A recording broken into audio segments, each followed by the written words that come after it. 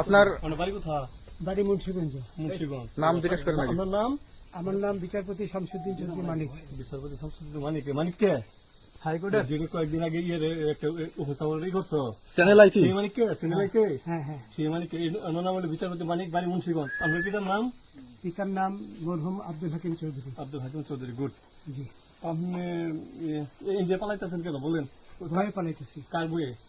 আর প্রশাসনের ভয়ে। প্রশাসনের বইয়ে?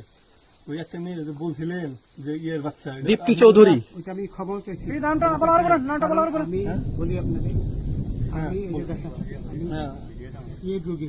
কিসের? আমি তো অত রুগী নেই, মিডিয়াতে তো খুব সুন্দর। আচ্ছা আচ্ছা শোনেন শাহিন সাহেব, একটু স্লো। আপনার কাছে এই মুহূর্তে এরা যখন ধরছে আমাদের প্রতিনিধি কি কি ছিল সাথে?